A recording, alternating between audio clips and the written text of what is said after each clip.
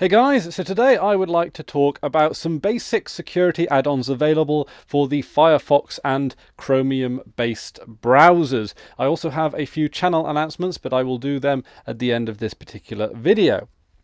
Okay, so there are quite a lot of security add-ons, extensions, whatever you want to call them, out there for all the various different browsers, all of them claiming to, keep you anonymous, keep you protected, stop you from having man in the middle attacks and all that kind of stuff. And it can get a little bit confusing, even for more advanced users, because often whenever I look for a security add-on for a browser or anything any kind of add-on for my browser, I check to see if the source code is available, because obviously I'm going to opt for open source solutions wherever I can. And I often check to see how often it's maintained. If you're going to get a piece of software to actually make your system more secure, you want to make sure that you get something as up to date and as regularly maintained as possible.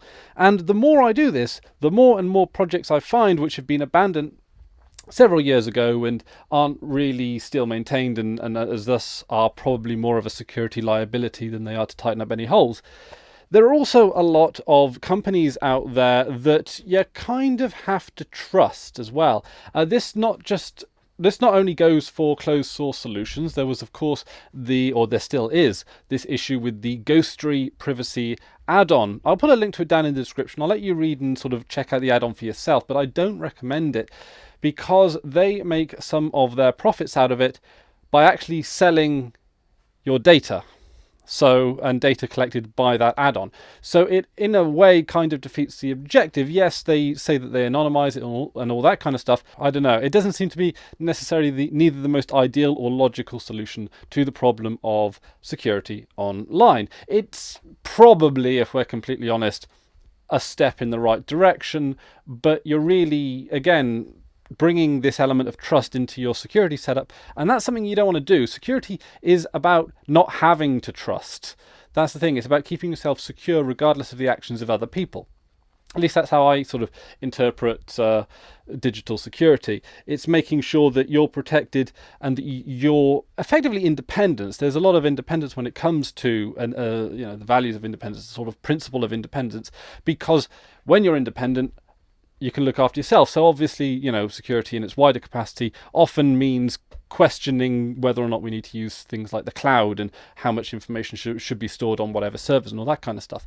So it all gets in pretty deep and pretty complicated at that level. So I'm going to just run through a few add-ons which are available for Firefox and Chromium-based browsers, which I think are basically the sort of 101 add-ons you want to get. Add-ons you want to get for just covering the core bases of security. And then I'm going to talk about a couple of others which go a little step further, but in due course. Okay, so the first one that I want you to install, and I do want you to install this one because it is absolutely fantastic. It's called HTTPS Everywhere, and it's developed by the EFF, the Electronic Frontier Foundation. These are good guys. They've done a lot for the open source community over the years. I'm sure most of you, or at least a decent number of you, know who they are and what they're all about. If not, it's worth looking them up online. You've got a computer there, presumably. So anyway, this is a great piece of software for a number of reasons. It chiefly makes sure that whenever and wherever possible, information sent from your computer to another computer and from another computer to your computer is encrypted with end-to-end solid HTTPS encryption.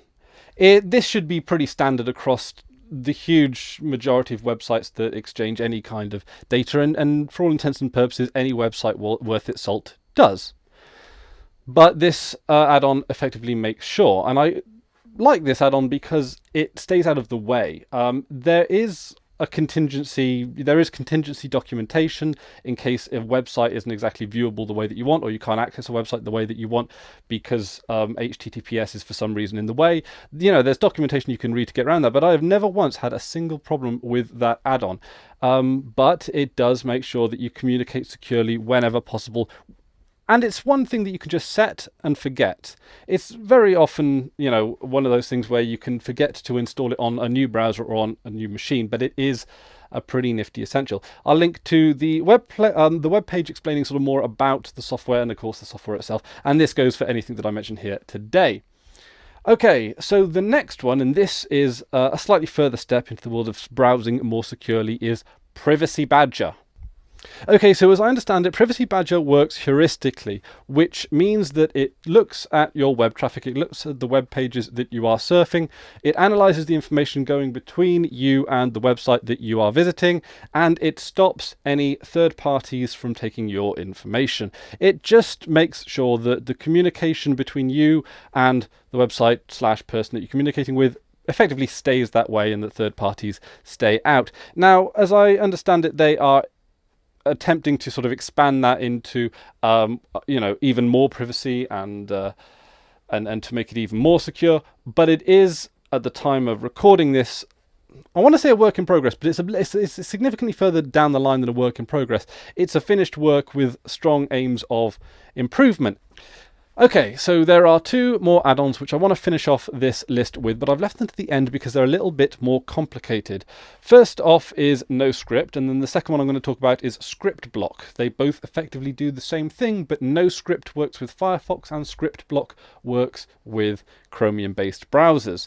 So NoScript is probably the most secure bit of software you can put onto a Firefox browser. There is a reason they include it in the Tor bundle, because the vast majority of information collection software is done through JavaScript. So basically what NoScript does is that it blocks all JavaScript from running on any page that you're visiting unless you explicitly whitelist that specific JavaScript process. Now, that might sound like it's a bit of a chore, and some people say that it is, which is why it's not used it's not used universally. But a lot of people swear by it because JavaScript is just such a comprehensive scripting language that it can collect just about any data that you can imagine. And NoScript is that ultimate iron wall that can separate you from harm. Now, it will impede your surfing experience, so again, that's something to take into account. It is going to take a little bit longer to build up your whitelist, but it does leave you in full control. So for the most paranoid among you, I guess, NoScript is pretty much a must, really. So how does this come across to ScriptBlock? Well, ScriptBlock is the Chromium kind of equivalent. ScriptBlock stops a website from executing any kind of JavaScript, but you can give it the green light, but it lets it run all JavaScript on that page. So you'll want it to work in conjunction with something like Privacy Badger, so that third-party stuff is still blocked even though you've given it the green light rather. It's a lot more simple and easy to use, and it effectively does the same thing. It does impede your experience, but it's also a lot quicker to whitelist websites. So again, it's more of a simple version of NoScript. I'm sure many of you are also quite keen to recommend, is it called U-Matrix, which is another add-on available, I believe, for both Firefox and Chromium-based browsers, which is a significantly more comprehensive version of ScriptBlock, and I think NoScript as well. Like it's you can allow and blacklist just about any element of a website using U-Matrix, but I've never personally felt that kind of software is something that would improve my experience, so I've never really looked into it. But to those of you that have, feel free to let me know your experiences down in the comments section below. We're stronger when we think together, let's not forget that. So that's about it in regards to add-ons to improve your browser's security. I apologize for being a little bit rambly, but this is a tech vlog, you know, there you go. That's kind of these things. That's the way with this channel, isn't it? So, channel announcements. As you guys know, I've recently hit 10,000 subscribers, and I'm sort of taking some time to take stock of that and what that really means. Basically, what it means to me is it makes me want to double down on everything I'm doing on YouTube. I really enjoy getting enthusiastic about open source software. I really enjoy getting enthusiastic about desktop environments and, you know, all this choice that we have in the free software world. And there is so much choice that that I like to find something that I like and share it with you guys, you know, as effectively some kind of curator maybe. So I want to do more work in 2016. I want to do a lot more videos, and I want to do, you know, I want to engage with you guys a lot more. So So I'm really going to make 2016 a solid year for you know, this YouTube stuff that I'm doing. It doesn't just go for this channel; it goes for the Fun with Flag channel, and it goes for my personal vlogging channel as well. And I'll put links to all those down in the description, because to practice for, I mean, the best 2016 that I can bring out, I'm going to be vlogging every single day in December. It's called Vlogmas among my friends. It's a bit of a tradition.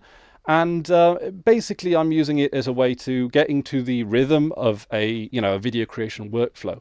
So the longer I leave it in between making videos, the more stuff that you have to relearn. Sometimes there's a new version of Caden Live or whatever that comes out that I've got to, get working, or sometimes I even have to put on, I have to work with a new distro. But I'm going to take some precautions. I'm going to get some practice. I'm going to work things out, and I'm going to try and let those things be the smallest of problems.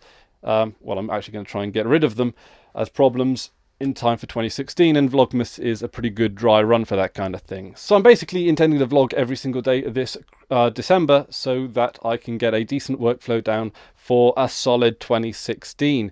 This just includes things like making sure that the programs that I'm using I'm comfortable with and work and are stable and all that kind of stuff. So at least once a day on either this channel, my personal channel, which I'll of course link to in the description, and Fun with Flags, I'm going to try and put out one video on one of those channels a day, and it's going to be as good a quality as I can make it. But that's about it from me today. Thank you very much for watching, and until next time, I've been Chris Ware, and you've been awesome. Take care now.